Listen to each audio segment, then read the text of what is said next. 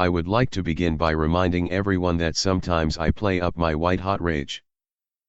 I say that because upon listening back to this ramble, I realized it came off as a little intense. Just know that this is to emphasize my feelings. I do not have a problem. Today we are talking about the forgotten protagonist of Fnaf.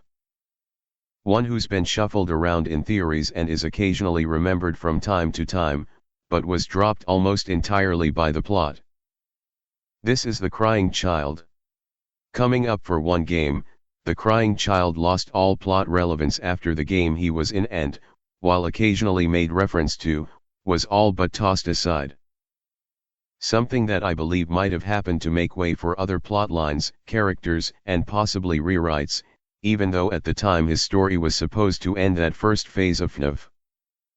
Nothing, not even the Crying Child's name, has been officially confirmed. The Crying Child is a young boy who is bullied by his older brother and neglected by his parents. He spends most of his time playing with his toys and living in a state of misery. He has seen what the animatronics can do, and he's scared of them. Frequently crying under the tables to hide from them. This might be connected to an event depicted in Fnaf 4 where he is locked up in a back room, assumedly at the diner. Left alone with a suit who is shown to have someone, likely deceased, shoved into it. It is never confirmed who it is, but it is likely a child who is a victim of William Afton's, as the head is slumped into the suit like it is too big for them. Across Fnaf 4 we possibly play as the Crying Child going through nightmares or hallucinations. Sister Location introduces the possibility, but doesn't confirm, that this is all a staged event by Afton that either the Crying Child or someone else is going through.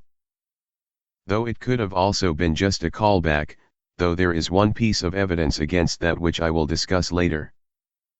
Now, before I continue, let me reiterate my point from earlier. I absolutely believe that the Crying Child during Fnaf 4 and the Crying Child post that are different.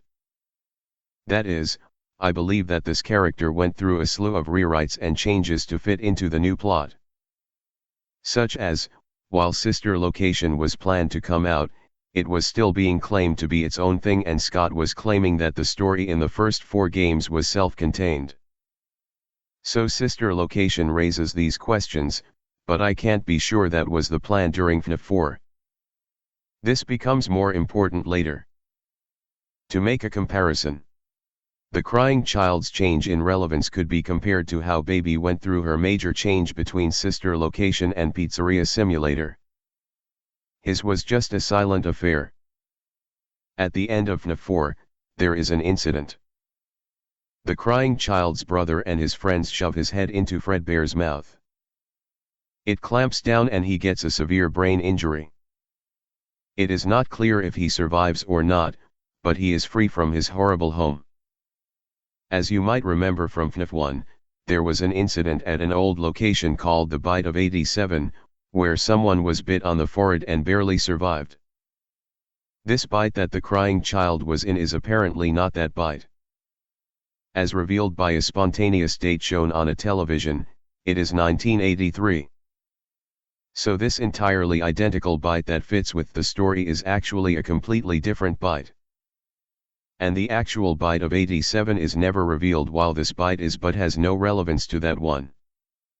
Real hot take here. This should be the bite of 87. There is no reason this isn't the bite of 87. It mentions the same event, it takes place around the same time frame, and it is significant enough to actually make it into the game. I feel like the amount of obscurity surrounding this, and the addition of a second non-relevant bite, was one of those decisions made to keep everything in the timeline floaty so that people can theorize and never have any concrete answers. I think this was initially the bite of 87 and that the 1983 was actually a hint for when Fredbear's or one of the Freddys started. Because it doesn't make sense to me that there would be 2 bites with almost identical circumstances, but one of them is remembered and yet never featured in the games but the other one is. This is like the whole 2 purple men thing. And Scott confirmed that this is a thing. Of course, Scott confirmed this was a thing a significant amount of time later. Maybe things changed once it was accepted by the community. It still feels like a decision that makes the storyline unneededly convoluted. Especially since there's no obvious benefit to this. All it does is make sure that the crying child is even less relevant. Not even good enough to be the bite victim in an accident that didn't have any plot importance. Speaking of purple men, the crying child was speculated for years to be William Afton's son. There were hints for and against, but no confirmation. The only hint that has actually been a direct suggestion, however, was in security breach. Yes, it took that long for it to actually be a thing. Up until that point all of the evidence was largely based on speculation. The minigame in Pizzeria Simulator makes it even more bizarre by maybe referencing the crying child being the child of this orange man. It is believed that this orange man is William Afton, but footprints outside one of his children's windows suggest someone, likely Afton, came and took his son. So, unless William is playing for a completely absent audience, or this was someone else, this might not be him. It's also extremely confusing. These mini-games are vital to the story of this game because they are what directly tie in the games with the books. The Fruity Maze story talks about Susie and how Afton lured her with her puppy and recontextualized the Take the Cake mini-game to now feature the puppet. What is the point of this one? Too long, didn't hear. The crying child was heavily hinted to be William's son in Security Breach, but had been accepted as his son by the fandom for a while beforehand. That's not a knock against the fandom, that's just how little concrete evidence was actually provided about the crying child. What even is the point of this child? Why was he important enough to have his own story? It's all down from here, folks. Because this is when I remind you of something Scott said after Fnaf 4's release. Scott released a statement that said that the story was complete. That the entire story would have been able to be figured out just on the provided hints alone. Possibly to encourage fans to theorize further. And I believe him.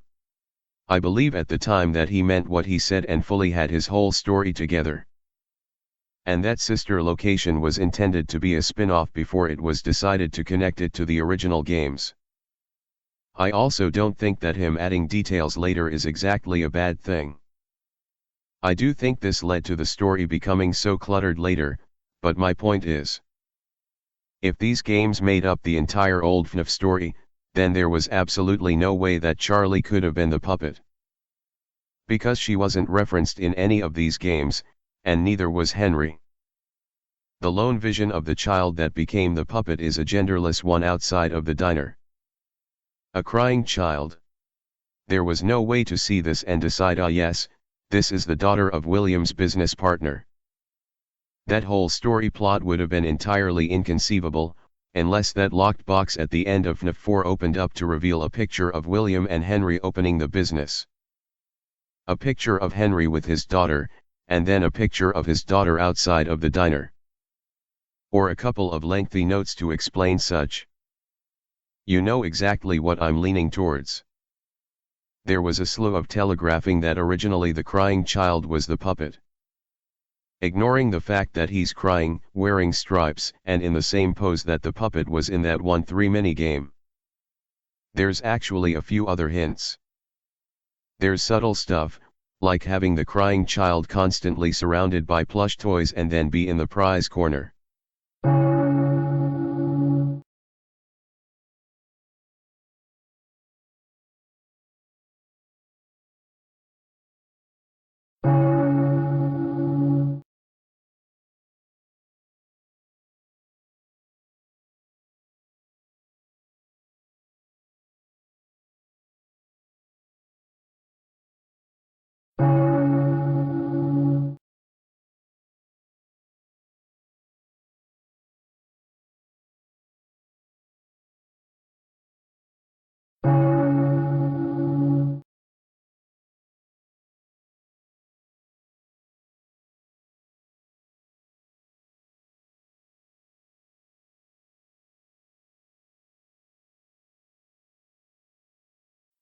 Then there's more direct ones. The brother calls him a baby, a frequent term used to refer to the puppet coined by Markiplier. And if you think that is too vague, Fnaf 4's update not only directly refers to the Nightmarian as "Don't wake the baby," a direct reference to the quote, but has the Nightmarian be the final threat that you confront in Fnaf 4.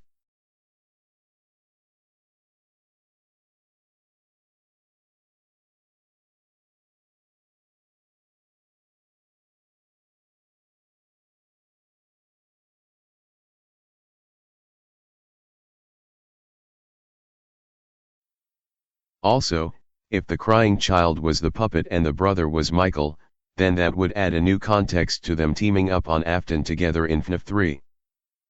And could explain why the puppet is in Fazbear Frights for some reason. The brothers finally working together to stop their father.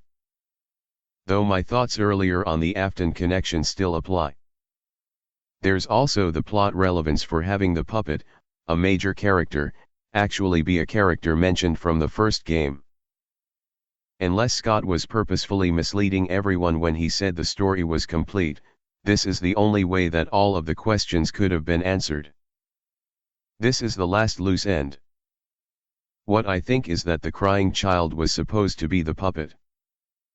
But when the story expanded, it was changed to Charlie because otherwise Henry's motive in the pizzeria simulator ending wouldn't have been as dramatic.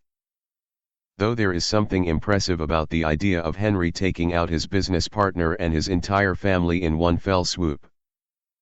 That's an amount of dedication I can get behind. Some people say that the puppet was possessing the Fredbear plush, but there is absolutely no evidence of this. In fact, in sister location, we see a Fredbear plush with a radio, which possibly alludes that someone, likely William, was talking through the bear. Charlie does say a line that the bear says in the Twisted Ones, but that was released after this game. All I am saying is that the evidence is all very loose. The crying child is believed to be the golden bear because he died of the bite with the bear. There are a few problems with this. Firstly, the 5 missing children incident involved Freddy, Bonnie, Chica, Foxy, and Golden Freddy.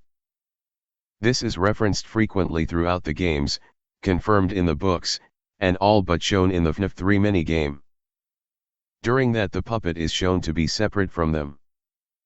Which would suggest that the crying child, who by all accounts didn't have his accident at the same time as the missing children incident, wouldn't spontaneously be planted in Golden Freddy in the future with them.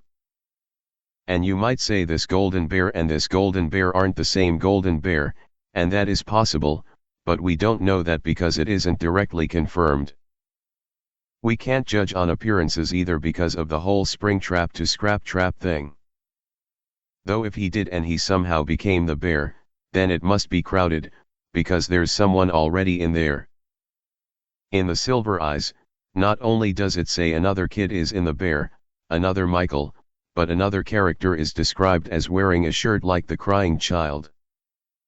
In the graphic novel he was entirely changed. This boy is supposedly Gabriel. A name that might have gone with the name Michael, as it is a Bible reference. Scott is Christian and frequently slips references into his works, or his past Christian animation. Archangel Gabriel is a messenger, which might be a reference to the Follow Me segments, but that too is vague. The other possibility is the name Evan. Someone came up with a theory that the crying child was named Evan from the logbook, however they have since then claimed they no longer believe the theory. There was an Evan in the Fazbear Frights books with a brother named Michael, however the name Michael is frequently reused. And that's not adding in the fact that this itself might be a reference to the popular theory. Like when Cassidy is frequently mentioned but never has relevance. Or a reference just to the Afton family in general. Such as how Vanessa's backstory with her parents has started to be taken up as filling in the blanks for the story of William and his wife. My point isn't that I'm right. It's that, good God, something happened here and I can't figure out what. It shouldn't be this hard to figure out a character's name. And this isn't just a side character.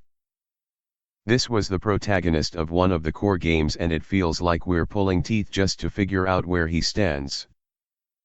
The whole point of this tirade isn't even to convince you that the crying child was the puppet and that it was rewritten to go along with the books, which originally started as 1 and turned into 3 so that it could make for a big reveal when the Fazbear Frights Fire got a reboot in Pizzeria Simulator. Or that there must have been major rewrites to the plot after 4 because we wouldn't have known any of this and Scott said we would have. To the locked box that was supposed to reveal the last piece of the puzzle only to be mysteriously forgotten and never brought up again. And before you say that's the point, then what's the point of even teasing us with the box? I demand to see what is in this box. Demand, I say. Okay, so, before I continue with my final thoughts. Apparently Scott said in an interview with Doco that the contents of the box changed. That alone kind of confirms my suspicions that things changed. It is to show you how yet another character was devoured by the plot and tossed aside. Who even is he? We never will truly know. He's been lost to time, and having Gregory be his robotic clone isn't going to help that. Yes, that is a theory going around, and with everything that's happened in the Fnaf lore, I'm not very surprised. Take another whack at the fire. Take another whack at the child. I just feel like this was the moment when something was lost. This was the character who proved that investment is only tentatively beneficial. You never know when something will drop from being an installment vital to the story to a spin-off about someone's business partner's younger son. And I think that's why I am so salty on it. It's not the fact that the crying child isn't anyone, it is that we were given enough to become invested in a character and it didn't end up amounting to anything. Except maybe a carrot on a stick that pops out whenever the plot needs a pick-me-up or a remember that moment.